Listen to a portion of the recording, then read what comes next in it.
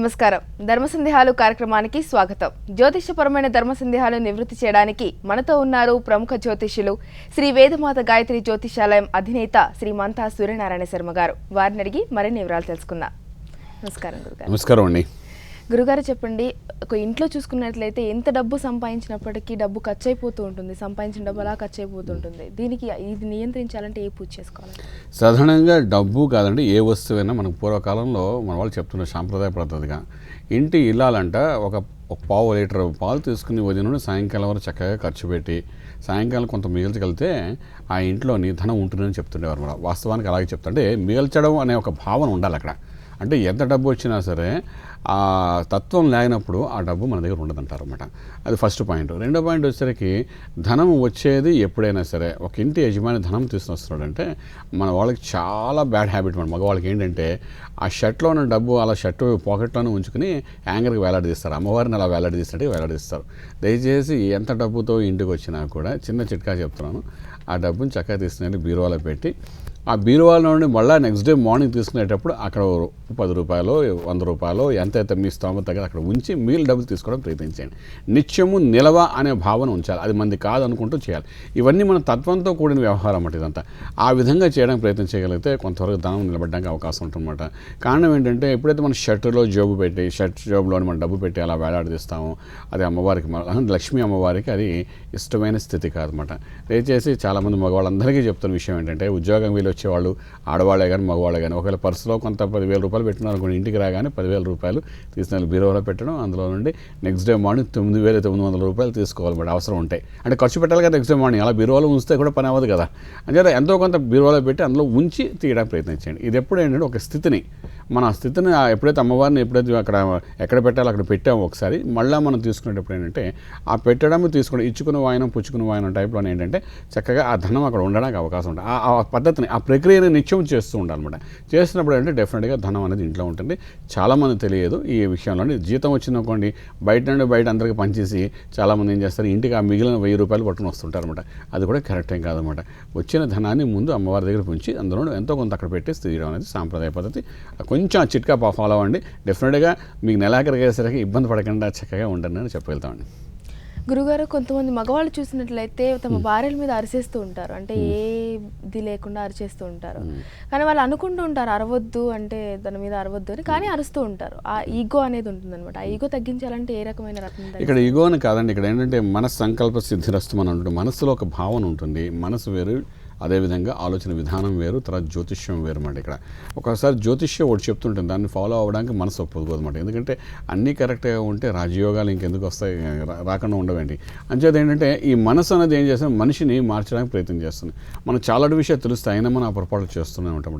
దీనికి కావాలంటే మనసు యొక్క తత్వం బట్టి అవుతుందన్నమాట. అంచేది ఈ మనసుని కంట్రోల్ చేయడానికి చక్కగా మనం చేయవలసిన పని అంటే మొట్టమొదటి పని ఏంటంటే చంద్ర సంబంధమైన మంత్ర సాధన చేయడం అన్నమాట.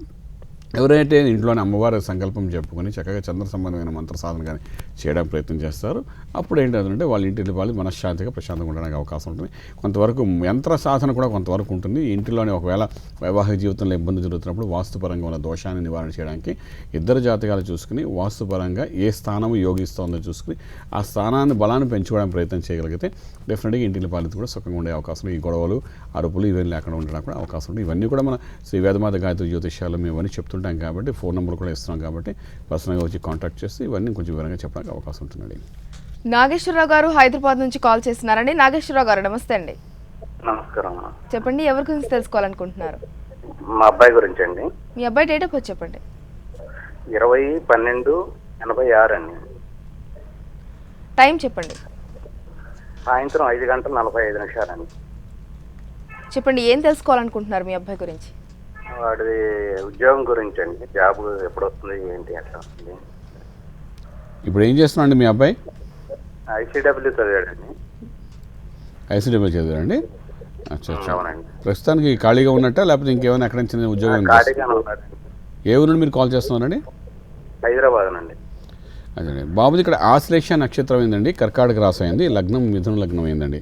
అద్భుతమైన లగ్నము. ఈ లగ్నంలో ఏంటంటే వ్యయస్థానంలో ఎటువంటి పాపగ్రహాలు కూడా లేవు కాబట్టి ముందు జాబ్గా వెళ్ళినా ముందు కాలంలో ఐసీడబ్ల్యూ చేసేది అంటున్నారు కాబట్టి వ్యాపార రీత్యా ఆలోచించి ధనాన్ని సంపాదించడానికి చేసే ప్రయత్నాల్లో 100% సక్సెస్ఫుల్ అవుతాడండి బాబు. అయితే ఇప్పుడున్న దశ అంతర్దశ ప్రకారం మనం తీసుకున్నప్పుడు ఏంటంటే సుమారుగా 2006 నుండి శుక్రమహాదశ, అందులో కూడా అంతర్దశలోని ఇక్కడ రాహు యొక్క భుక్తి అనేది మనం మే 10వ తారీఖున మొదలైందండి. ఇది అద్భుతమైన స్థితి మాట. ఇక్కడ శుక్రరాహులు కలయిక అనే ఒక మాయతో కూడిన ధనాన్ని ఇవ్వడానికి ప్రయత్నం చేస్తాడు, ఒక సెటిల్మెంట్ కూడా చక్కగా చేయడానికి ప్రయత్నం చేస్తాడు. ఇక్కడ అంచేత భయపడకుండా కొంచెం మేధస్సు ఉపయోగించడానికి బుధుడికి సంబంధించిన గరుడు పచ్చ అనే ఒక రత్నాన్ని ఉంగరం వేలు పెట్టడం ప్రయత్నించండి, 4 క్యారెట్స్ పెట్టుకోవడం ప్రయత్నించండి. తర్వాత నారాయణ అష్టాక్షరి మహామంత్రం ఓం నమో నారాయణాయ నమః ఉదయం లేచి ఒక్క 5 నిమిషాలు ఆ మంత్ర సాధన చేయడానికి ప్రయత్నించండి. చక్కటి స్థితి ఆల్రెడీ మే 10వ తారీఖు నుండి గ్రహాల అనుకూలత కూడా ఆరంభమైంది కాబట్టి ఈ 2 రత్నము ప్లస్ ఈ మంత్రాన్ని కూడా సాధన చేయమని చెప్పండి. సక్సెస్ఫుల్గా ముందు ఉద్యోగం అనేది జూన్ 30 లోపల వచ్చేసే అవకాశం ఉంది.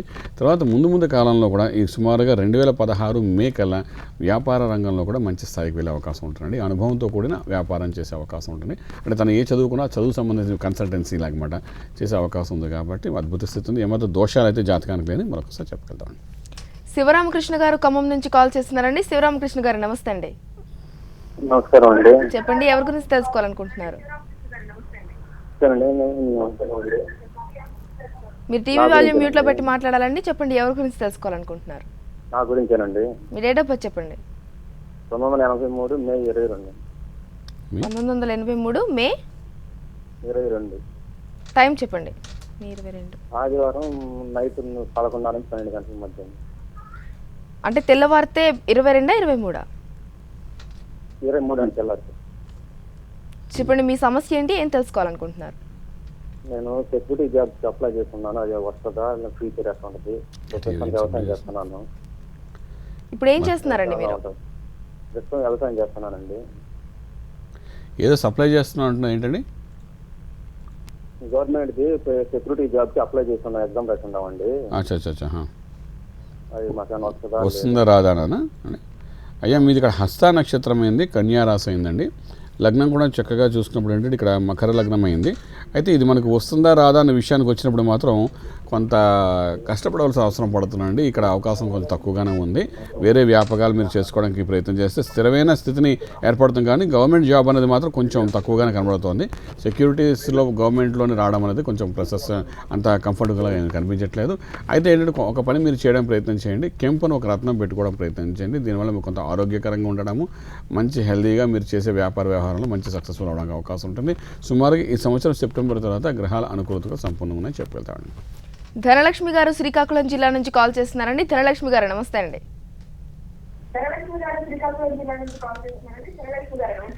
నమస్తే అండి. మీరు టీవీ వాల్యూమ్ మ్యూట్ లో పెట్టి మాట్లాడాలండి. చెప్పండి, ఎవరి గురించి తెలుసుకోవాలనుకుంటున్నారు? మా అబ్బాయి కోసం అండి.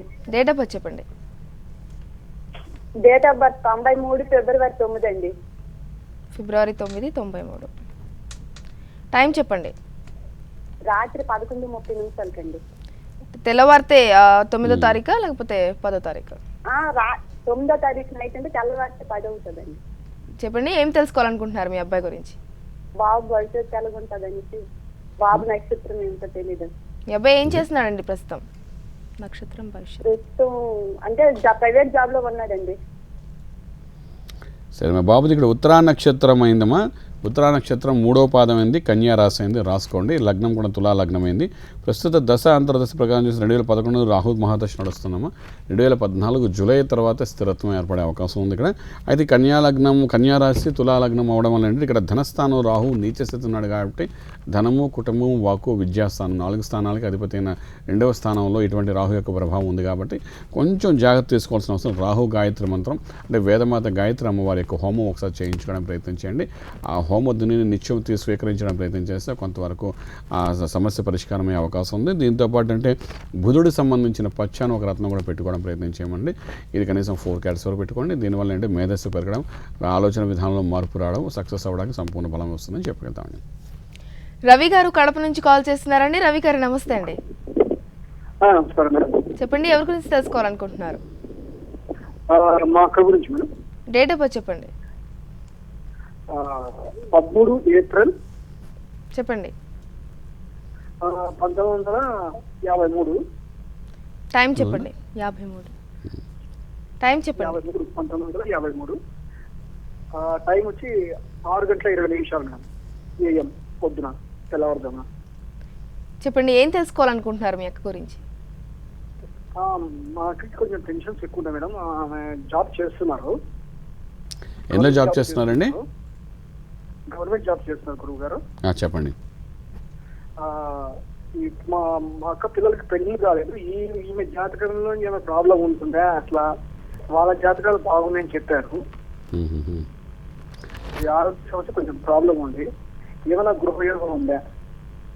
అచ్చా, ఇక్కడ ఏం చెప్తున్నానండి, మన జాతక రీత్యా మనం చూసుకునేటప్పుడు అంటే ఇది మాతృపితృ దోషాలని కొన్ని ఉంటాయండి. అది మన జాతకంలో కొంచెం తక్కువగానే కనబడుతుంది. జాతకరీత్యా దోషం కాకండి. ఇవేంటంటే పెద్దవాళ్ళకి చేయవలసిన కర్మలు సరిగ్గా చేయనప్పుడు ఏంటంటే మన పిల్లలకి ఆ యొక్క ప్రభావం అనేది చూపిస్తుందన్నమాట.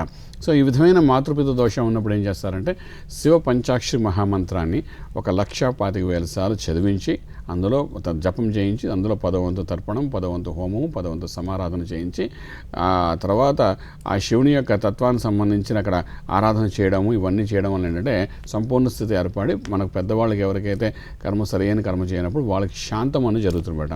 సో ఇటువంటి ప్రక్రియ చేయడానికి ప్రయత్నం చేయమనండి. ఒక్కసారిగాను మీ అక్కయ్య గారిని చేయడం వల్ల ఏంటంటే ఇటువంటి దోషం ఉందని తెలుస్తుంది ఇక్కడ జాతకరీత్యా.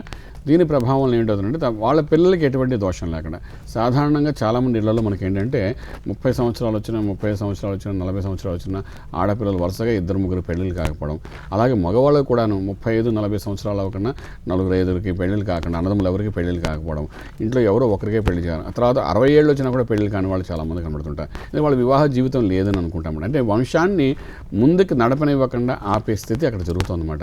ఎందుకు అలా జరుగుతోంది? శరీరం అంతా అన్ని విధాలుగా మనకు అనుకూలంగా ఉన్నప్పటికీ కూడా ఇటువంటి కర్మ ఎందుకు జరుగుతుంది అనే దానికి ఆన్సర్ ఏంటి వస్తుందంటే ఇక్కడ మాతృపితృ దోషాలు ఉన్నప్పుడు అంటే వంశాన్ని ముందుకు వెళ్ళనివ్వకుండా వాళ్ళు ఆపుతారంట. అంటే వాళ్ళు చేయవలసిన కర్మలు సరిగ్గా చేయనప్పుడు ఇవన్నీ జరుగుతుంటాయి అన్నమాట. అంచేత వాళ్ళ తిదివార నక్షత్రం చూసుకుని ఆ సమయంలో ఇటువంటి శివ పంచాక్షరి మహామంత్ర కానీ తర్వాత గౌరీ పంచాక్షరి మహామంత్రాన్ని కానీ అమ్మవారు అంటే ఇవి రెండు చేయడానికి ప్రయత్నం చేయగలిగితే డెఫినెట్గా దాని ప్రభావం ఇటువంటి దోష నివారణ జరుగుతుంది. కాబట్టి అటువంటి ప్రయత్నం చేయమని చాలామంది మనం చెప్పి ఉన్నాం. ఇక్కడ ఈ విషయంలో కూడా మీరు ఈ విధంగా చేయడం వల్ల ఏంటంటే మీ అక్కయ్య గారికి కావాల్సిన అన్ని రకాల యోగాలు అంటే వాహనం, ఇల్లు మీరు అన్నారు కాబట్టి ఇల్లు ఇవి కాకుండా పిల్లలకి ఎటువంటి ఇబ్బంది లేకుండా వివాహం జరగడం ఇవన్నీ కూడా జరిగే అవకాశం ఉంది. ఈ ప్రక్రియ అనేది ఒక 2-3 రోజుల కార్యక్రమం కింద ఉంటుందండి. అటువంటి ప్రక్రియ చేయండి, మంచి ఫలితాలు ఉంటాయి చెప్పగలుగుతామండి. గురువుగారు, మనం చూసుకున్నట్లయితే ఎటువంటి లోపాలు లేని ఒక అమ్మాయికి పెళ్ళి అవ్వడం చాలా కష్టంగా, అంటే పెళ్ళి ఎన్ని సంబంధాలు చూసినప్పటికీ ఆ అమ్మాయికి పెళ్లి కుదరదు అనమాట. అసలు ఇలాంటప్పుడు జ్యోతిషపరంగా ఎటువంటి మార్గం సూచించవచ్చు? ఇప్పుడు సాధారణంగా ఈ లోపాలు ఏమి మనకు అనిపించదండి. చక్కటి చదువు ఉంటుంది, సంస్కారం ఉంటుంది, ఉద్యోగం ఉంటుంది, అన్ని విధాలుగా కావాల్సిన విధంగా మనం తెలుగింటి 16 అమ్మాయిలాగా ఉండడం ఇవన్నీ జరుగుతాయి. కానీ జ్యోతిష్యం ఏం చెప్తారంటే ఒక్కొక్కసారి దశ అంతర్దశ అనుకూలత లేనప్పుడు మనకు ఆ పెళ్లి గడియాలి అంటే లగ్నం అనేది గడియ రానప్పుడు ఏంటంటే మనం ఎన్ని ప్రయత్నాలు చేసినా ఒకటే. అంచేది ఏంటంటే జ్యోతిష్యులు ఏం చేస్తారంటే ఆ విషయానికి వచ్చినప్పుడు ఈ సమయంలో ఇంకా వివాహానికి సంబంధించిన లగ్నం రాలేదు కాబట్టి దయచేసి ఇప్పుడు చూడడానికి ప్రయత్నం కూడా చేయకండి అంటారు. చాలామంది అంటే అటువంటి టైంలో ప్రయత్నం చేయడం, ఒక 20-30 సంబంధాలు చూడడం చేసిన మానసిక ఒత్తిడితో వాళ్ళు ఏంటంటే ఇంక ఈ పిల్లకి పెళ్ళి అవ్వదేమో అనుకుంటారు, ఏదో దోషం ఉందని వేసుకుంటారు. సహజంగా జ్యోతిష్యం ఏం చెప్తుందంటే ఆ లగ్నం వచ్చినప్పుడే ఆ వివాహానికి అనుకూలమైన వాతావరణం ఏర్పడుతుందన్నమాట. అంచేత కొన్ని దశలు ఉంటాయి. బుధుడు యొక్క భుక్తి వచ్చినప్పుడు అంటే సాధారణంగా వాడు నపుంసకుడు. అటువంటి వాడు ఏం చేస్తాడు, మేధస్సు ఇస్తాడు, చదువు ఇస్తాడు, విద్య ఇస్తాడు, ఉద్యోగం ఇస్తాడు, ఆ అమ్మాయికి అన్నీ ఇస్తాడు. కానీ వివాహం చేయడానికి మాత్రం వాడు మధ్యలో రాడనమాట. కారణం ఏంటంటే వాడు మేలు ఫిమేల్ కాకుండా మధ్యస్థితుడు అనమాట గ్రహం అనమాట. అటువంటి గ్రహం యొక్క భుక్తి వచ్చినప్పుడు అన్నీ ఉంటాయి కానీ వివాహానికి మాత్రం అనుకూలత ఉండదన్నమాట. సో ఇటువంటివి మనకు తెలియదు చాలామందికి. సో అలాంటి భుక్తులు అన్నీ ఉన్నాయి కదా, చక్కగా ఉంది కదా, మా అమ్మాయికి ఎందుకు పెళ్లి కావాలంటే ఆ భుక్తి ఎవరైతే బుధుడి యొక్క భుక్తి వెళ్తేనే కదా వివాహం జరగదన్నమాట. అంచేత ఏంటంటే ఇవన్నీ ఆస్ట్రాలజికల్గా తెలుసుకుని ముందుకు వెళ్ళడం ప్రయత్నించాలి. లేకపోతే ఆ సమయంలో ప్రయత్నం చేసి విఫలమయ్యి అమ్మాయి ఏదో దోషం ఉంది అని ఒక 10-15 మంది ఆస్ట్రాలజీ దగ్గరికి వెళ్ళిపోయి ఎంతో ఖర్చు పెట్టేసి మానసిక ఒత్తిడితోని ఇంతైనా జీవితం, ఇంత అందమైన పిల్లకి, ఇంత చక్కగా సంస్కారం ఉన్న పిల్లకి పెళ్ళి ఎందుకు అవ్వట్లేదని చాలా ప్రశంసతో వచ్చేవాళ్ళు చాలామంది నా దగ్గర ఉన్నారు. నేను వాళ్ళు కూడా అదే విధంగా చెప్తుంటాను. సో ఈ విధంగా ఏంటంటే ఆస్ట్రాలజికల్ తెలుసుకుని ముందు వెళ్ళడానికి ప్రయత్నం చేయగలిగితే ఆ వివాహ గడియలు వచ్చేది ఎప్పుడైనా తెలుసుకోగలిగితే దాన్ని బట్టి మీ ప్లానింగ్ అనేది డిజైన్ చేసుకోగలిగితే సక్సెస్ అనేది ఉంటుంది, ఒత్తిడి అనేది తక్కువ ఉంటుంది చెప్పగలుగుతామండి. రాఘవేంద్ర గారు హైదరాబాద్ నుంచి కాల్ చేస్తున్నారని. రాఘవేంద్ర గారు నమస్తే అండి. నమస్కారం అండి. చెప్పండి, ఎవరి గురించి తెలుసుకోవాలనుకుంటున్నారు? నా గురించేనండి. మీ డేట్ ఆఫ్ బర్త్ చెప్పండి.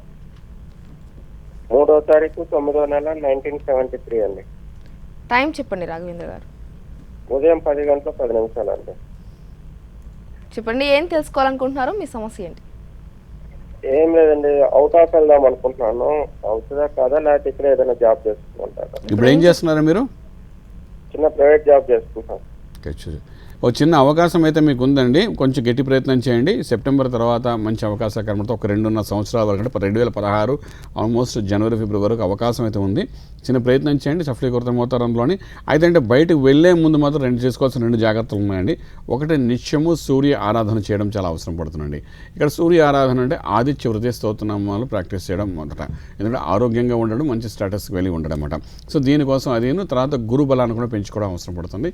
ఈ రెండింటికి సంబంధించిన రత్నాన్ని కూడా ధారణ చేయవలసి వస్తుందండి. ఇదేంటంటే ఒకటి కెంపు అని ఒక రత్నాన్ని అంటారండి, అది ఉంగరం వేలు పెట్టడము. అదేవిధంగా కనక పుష్యరాగమైన రత్నాన్ని చూపుడు వేలకి, ఇవి రెండు కనీసం 4 క్యారెట్స్ వరకు పెట్టడానికి ప్రయత్నం చేయండి. మీరు చిన్న ఉద్యోగం చేసినా మీరు చేసే ప్రయత్నానికి మనం చూడండి, మనం చక్కగా ఒక మంచి హోటల్లో వెళ్ళి భోజనం చేయాలనుకున్నాం కండి, జేబులో కనీసం ఒక 500-600 ఉన్నాయి చూసుకుంటాం.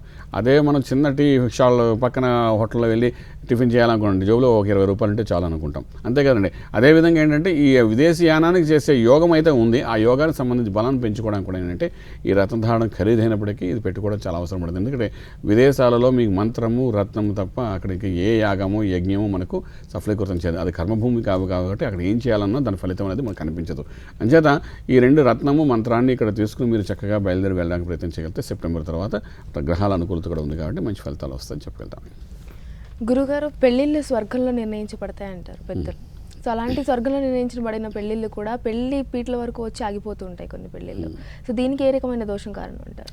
పెళ్ళిళ్ళు స్వర్గంలో నిర్ణయించబడతాయనేది వాస్తవేనండి. పెళ్ళిళ్ళు మనకు తెలియదు. వివాహం అనేది పైన భగవంతుడు నిర్ణయం, ప్రతి ఒక్కటి భగవంతుడి నిర్ణయంతోనే జరుగుతుంది మనది. మన జ్యోతిష్యం ఏం చెప్తున్నానంటే భగవంతుడు ఏదైతే నిర్ణయం చేశాడో దాన్ని కొంచెం క్లారిటీగా చెప్పడానికి ప్రయత్నం చేస్తున్నాం. దాన్ని మార్చే శక్తి ఎవరికీ లేదండి, ఏ జ్యోతిష్యులకు లేదన్నమాట. ఇప్పుడు మేము కొన్ని రెమెడీస్ చెప్తుంటాం ఏంటంటే ఆ స్థానానికి చేరుకోవడానికి ఇటువంటి ఇబ్బందులు ఉంటాయి కాబట్టి ఈ ఇబ్బందులు దాటుకుని వెళ్ళడానికి ఇటువంటి రత్నం కానీ, ఇటువంటి మంత్రం కానీ, ఇటువంటి యాగం కానీ, యజ్ఞం కానీ ఏంటంటే చేసుకుంటే మీకు బాగుంటుంది. ఎందుకంటే మనసు జ్యోతిష్యము 2 వేరండి. మనసులో అనిపిస్తుంది ఈ పలానా పని చేయాలని, కానీ జ్యోతిష్యం దానికి యాక్సెప్ట్ చేయదు. కర్మను ఏం కర్మ చేసి యోగంకి వెళ్ళాలనేది జ్యోతిష్యం చెప్తున్నమాట. అటువంటిప్పుడు ఏంటంటే దాన్ని సాధన చేయడానికి, ఆ స్థానానికి వెళ్ళడానికి చేసే ప్రయత్నంలో గైడ్లైన్స్ అనేది ఓ జ్యోతిష్యుడు ఇవ్వడానికి అవకాశం ఉంటుందన్నమాట.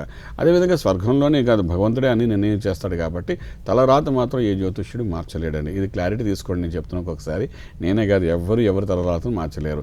కానీ ఆ తలరాతను దాటుకుంటూ యోగ స్థానానికి, అంటే ఈ కర్మను అనుభవిస్తూ మోక్ష సాధన చేయడానికి చేసే ప్రయత్నాల్లో మధ్యలో మీకు వచ్చే ముళ్ళు రాళ్ళు, అంటే జీవితంలో జరిగే అప్స్ అండ్ డౌన్స్ని ఎలా దాటాలని చెప్పే స్థితే జ్యోతిషులు చేసేదండి. అంచేత ఏ జ్యోతిషులు కూడా నీ తలరాత మారుస్తానని చాలా పొరపాటైన విషయం, అలా ఎవరు చేయలేరు. కాబట్టి ఇలాగే వివాహ విషయానికి వచ్చినప్పుడు కూడా అంటే మనకు వివాహ సంబంధాలు మనం ఎన్నో ప్రయత్నం చేస్తుంటాం, ఆ సమయం రాంది ఆ వివాహం జరగదంటాం. తలరాత కాదు, పెళ్లిపీటల వరకు కూడా వచ్చి అయిపోతాయండి. అది కొంత యోగము కొంత దోషం అంటాం. ఎందుకు ఆగినది ఏదైనా మనం పాజిటివ్గా తీసుకున్నప్పుడు ఒక యోగంగా మనం భావించాలన్నమాట. అంటే సంకల్పానికి సరైన స్థితి లేదు అక్కడ, అంటే వాళ్ళిద్దరు కలిసి ఉన్నది భగవంతుడు రాయలేదు అనేది ఒక పాజిటివ్గా తీసుకుని ముందుకు వెళ్ళడానికి ప్రయత్నం చేయాలి. అందుకోసం అంట చిన్నప్పటి నుండి ఒక 10-15 ఇయర్స్ వచ్చిన తర్వాత నుండి ఒక గైడ్లైన్స్గా జ్యోతిష్యుల యొక్క సలహాలు తీసుకుంటూ జాగ్రత్తగా మీరు వెళ్ళడానికి ప్రయత్నం చేస్తే కష్టం తెలుస్తుంది, అది అధిగమించడానికి మనకు సరైన అవగాహన కూడా ఉంటుంది. కాబట్టి ఆ విధంగా ముందుకు వెళ్ళగలిగితే ఇటువంటి పెళ్లిపేటల మీద వచ్చి పెళ్లి అయిపోవడం అనేది కానీ, లేకపోతే ఆఖరి నిమిషంలోకి వచ్చి ఉద్యోగం రావట్లేదు అనడానికి, ఎందుకంటే ఉద్యోగం లేదు ఆ అబ్బాయికి, వ్యాపారం ఉంది, ఉద్యోగ ప్రయత్నాలు చేస్తుంటాడు, ఎంతకీ రాదు, ఆయనకి బాధపడుతుంటాడు అనమాట. అంటే వ్యాపారం చేసే వ్యక్తి ఉద్యోగం ఏ విధంగా చేయలేడు కదండి. ఇక్కడ స్టీల్, ఇక్కడ మంచి ఫ్లోరింగ్ బాగుంది కదా అని ఇక్కడ విత్తనం వేస్తే చెట్టు అవ్వదు కదా, మట్టి అవుతుంది కదా అని చెప్పి అక్కడ వేయడం మానేసి ఇక్కడ వేస్తే అవుతుంది కదండి. మట్టిలోనే విత్తనం వేయాలి, చేయి మట్టి అవుతుంది, చెట్టు అవుతుంది, ఆ తర్వాత పండు వస్తుంది, ఆ పండు తింటాం. అలాగేంటంటే ఏ స్థానాన్ని బట్టి, ఆ మనిషి తత్వాన్ని బట్టి, ఆ భగవంతుడి యొక్క నిర్ణయాన్ని బట్టి మనం తెలుసుకోవడానికి చేసే ప్రయత్నం జ్యోతిష్యులు మీకు చెప్తుంటారు అనమాట. ఆ విధంగా తెలుసుకుని ముందుకు వెళ్ళడానికి ప్రయత్నం చేయగలిగితే మంచి ఫలితాలు ఉంటాయి. రామ్మోహన్ గారు విజయవాడ నుంచి కాల్ చేస్తున్నారండి. రామ్మోహన్ గారు నమస్తే అండి. చెప్పండి, ఎవరి గురించి తెలుసుకోవాలనుకుంటున్నారు? నా గురించేనండి. మీ డేట్ ఆఫ్ బర్త్ చెప్పండి. 31 జూలై 88. 31 జూలై 1988. టైం చెప్పండి. ఉదయం 11 గంటల 20 నిమిషాలు. 11 గంటల 20 నిమిషాలు. చెప్పండి, మీ సమస్య ఏంటో గురువు గారికి వివరించండి, పరిష్కారం తెలియజేస్తారు. చెప్పండి సార్. కృష్ణా జిల్లా తిరువూరులో అండి. నేను డేట్ ఆఫ్ బర్త్ కొంచెం క్లియర్గా చెప్పండి. జాబ్ అండి, జాబ్ లేట్ అవుతుంది, 2 years అవుతుంది. ఏం చదువుకున్నారండి మీరు? పీజీ చేశానండి. అలాగే గవర్నమెంట్ జాబ్స్కి ట్రై చేస్తున్నారు వాటిని. అచ్చా. అయ్యా, ఫస్ట్ ఆఫ్ ఆల్ మీరు చేయవలసింది ఏంటంటే ఇమ్మీడియట్గా మీకు అవకాశం అయితే కనబడుతోంది బాగా. నేను సెప్టెంబర్ తర్వాత బాగా కనబడుతోంది. ఈ మే 30th తర్వాత కూడా కొన్ని ప్రయత్నాలు చేస్తే సఫలీకృతమయ్యే అవకాశం ఉంది. మొట్టమొదటి మీరు చేసేది ఏంటంటే గోసేవ చేయడానికి ప్రయత్నం చేయండి. ఈ గోసేవ అంటే ఇంతకుముందు కూడా చాలాసార్లు చెప్పుకున్నాం, మరొక్కసారి మన స్టూడియో ప్రేక్షకులకి చెప్పాలని చెప్తున్నాను. ఏంటంటే చాలామంది గోసేవ అంటే ఆవుకి అరటిపండు పెట్టడము, లేకపోతే బెల్లం పెట్టడము, లేకపోతే గరిక పెట్టడము చేసేసి వచ్చేస్తే చాలా, అయితే వాడికి ఒక 10 రూపాయలు ఇచ్చేస్తే వాడు పెట్టేస్తాడు, నమస్కారం పెట్టుకుని వచ్చేస్తే ఒక పని అయిపోతుంది అనుకుంటా. అలా కాదండి, 3 దేవతలు ఉంటారు అక్కడ. 3 దేవతలు ఉండే ఆ అమ్మవారు రూపం ఏంటంటే ఆ గోమాత రూపంలో మనకు కనిపిస్తుందన్నమాట. అలాంటప్పుడు ఏంటంటే ఆమె ఉదయం నుండి సాయంకాలం బయట తిరిగి, అంటే గోశాలకు వచ్చి చక్కగా రాత్రిపూట వచ్చేసరికి కాళ్ళంతా మట్టి అయిపోయి ఉంటుంది, తనకు తెలియదు అనమాట. అంచేతంటే మనం చేయవలసిన పని అంటే మొట్టమొదట ఆ పాదాలకి నీళ్లు జల్లి శుభ్రంగా కడిగి ఆ నీళ్లు కొంచెం నెత్తి మీద జలుకుని తీర్థంగా నోట్లో వేసుకోవడం ప్రయత్నం చేయండి. మొట్టమొదటి చేయవలసిన పని. అప్పుడు ఆ 3 దేవత కటాక్షం మన మీద ఉంటుందన్నమాట. ఆ తర్వాత మా ఆవుకు పెట్టవలసిన ఆహారం ఏదో కొంచెం పెట్టడానికి మీ చేతితో పెట్టడం ప్రయత్నం చేయండి. ఇటువంటి గోసేవ చేయడం అనేది ఒక 11 రోజులు కంటిన్యూస్గా మీరు చేయండి. దానివల్ల కొంత దోష నివారణ జరిగే అవకాశం ఉంది జాతకరీత్యా. ఆ తర్వాత గ్రహాల అనుకూలత కూడా ఉన్నది కాబట్టి గట్టి ప్రయత్నం చేయగలిగితే మంచి బాగుంటుంది. తర్వాత బుధుడికి సంబంధించిన పచ్చ, గరుడు పచ్చ అనే రత్నాన్ని మీరు ఉంగరం వేలు పెట్టడానికి ప్రయత్నం చేయండి. దీని ప్రభావం వల్ల కూడా మంచి ఫలితాలు వస్తాయని చెప్పగలుగుతామండి. సాయిలత గారు హైదరాబాద్ నుంచి కాల్ చేస్తున్నారండి. సాయిలత గారు నమస్తే అండి. నమస్కారం అండి. చెప్పండి, ఎవరి గురించి తెలుసుకోవాలనుకుంటున్నారు? నా గురించేనండి. మీ డేట్ ఆఫ్ బర్త్ చెప్పండి. 4/11 చెప్పండి. 1973. టైం చెప్పండి. టైం చెప్పండి సాయిలత గారు. టైం అండి ఉదయం 10 తర్వాత అండి. అది కరెక్ట్ గా నాకు తెలీదు. 10-11 మధ్య అనుకోవచ్చు. మీ సమస్య ఏంటో గురుగారికి వివరించండి, పరిష్కారం తెలియజేస్తారు. అంటే ఇప్పుడు శని ఎంటర్ అయింది అన్నారండి. గురువు వెళ్ళిపోయింది, శని వచ్చింది అన్నారు. అంటే నాకు కొంచెం ఏదనుకున్నా కొంచెం వెనక్కి ముందుకు అవుతా ఉంది ప్రజెంట్. మీరు హౌస్ వైఫా లేకపోతే ఇంకేమైనా పనులు కూడా చేస్తుంటారు జాబ్ కానీ? నేను ఇంతకుముందు చేశానండి. ఇప్పుడు ప్రజెంట్ ఒక 3-4 months నుంచి ఖాళీగా ఉన్నానండి. ఏదన్నా బిజినెస్ ఏమైనా చేద్దామని ఉంది. మీరు బిజినెస్ పరంగా ముందు వెళ్ళడానికి ప్రయత్నం చేయండి అమ్మా. మీకు శని వల్ల పీడనం అయితే జరగదు. గత 14 సంవత్సరాలను పడుతున్న ఇబ్బంది నుండి మీరు బయటపడిపోతారు. ఇక్కడ యోగించే స్థితిలో ఉన్నాడు కాబట్టి మీరు ఏమీ ఆధారపడకండి. ప్రస్తుతం మీరు చేయవలసిన మొట్టమొదటి పని ఏంటంటే మయూర నీలం అనే రత్నాన్ని మధ్యవేలకి వెండిలో చేసి పెట్టుకోండి మీరు. అదేవిధంగా గరుడ పచ్చ అని ఒక రత్నాన్ని చిటికి వేలు పెట్టుకోవడానికి ప్రయత్నం చేయండి. వ్యాపార రంగంలో ముందుకు వెళ్ళడానికి ప్రయత్నం చేయండి. కొంచెం మీరు జాయింట్ వెంచర్గా చేసినా కూడా పర్వాలేదు. అయితే ఇక్కడ సహజంగా ఇందాక మనం చెప్పాను చూసారా, మీరు వ్యాపారం చేసే యోగం ఉన్నప్పుడు ఉద్యోగం చేస్తే ఏం లాభం? ఉద్యోగం ఎన్నాళ్ళైనా స్థిరంగా ఉండదన్నమాట. అటువంటి యోగం ఉంది కాబట్టి మీరు కన్సల్ట్ చేసుకుని జాగ్రత్త చేయడం ప్రయత్నం చేయండి. ఇక్కడ మనం చూసుకుంటే మనకి ఏంటంటే జూన్ 22వ తారీఖు నుండి ఫలితాలు బాగా కనబడుతున్నట్టుగా ఉన్నాయండి. ఇక్కడ ఈ రత్నధారణ కూడా చేయండి. దీనికి సంబంధించి మంత్రశాస్త్రం కూడా చదవడానికి ప్రయత్నం చేయండి. ఇంకేమైనా మీకు డౌట్స్ క్లారిఫికేషన్ కావాలన్నా మా ఫోన్ నెంబర్లు ఇస్తున్నాం కాబట్టి ఫోన్లో కాంటాక్ట్ చేస్తే ఇంకొంచెం వివరంగా చెప్పగలుగుతామండి. గురుగారు, కొంతమంది ప్రభుత్వాలు ఏం చేస్తుంటారంటే మేము అంటే ప్రయత్నం చేయకుండా మాకు ఫలితాలు వస్తాయి, మేము రత్నం ధరించేసాం, జ్యోతిషపరంగా అన్ని జాగ్రత్తలు తీసుకుంటున్నాం అంటూ ఉంటారు. ప్రయత్నం చేయరు, వాళ్ళ వంతు ప్రయత్నం చేయకుండా. సో ఇలాంటివి ఇది ఎంతవరకు కరెక్ట్ అంటారు? అది చాలా పొరపాటు అండి. మానవ ప్రయత్నం అనేది ఎప్పుడు సహజంగా ఉండాలి. చేస్తున్న ప్రయత్నానికంటే వెళ్తున్న దారి, ఇప్పుడు చెప్పాను ఇందాక కూడా, మనం వెళ్ళే దారి మార్గంలో జ్యోతిష్యులు ఎక్కడెక్కడ అప్స్ అండ్ డౌన్స్ ఉన్నాయో చెప్తుంటారు. దాన్ని ఎలా దాటుకుంటూ వెళ్ళాలని చెప్తారంటే ఒక మార్గంలో వెళ్ళడం అనేది సహజంగా మీరు చేయవలసిన పని. అలా వెళ్తున్నప్పుడు వచ్చే ఆటంకాలను అధిగమించడం జ్యోతిష్యులు చెప్తారని చెప్పాము. అదేవిధంగా రత్నధారణ చేసి ఒక మంత్రం చదివితే ఇంట్లో కూర్చుంటే పని అయిపోతుంది కాదు.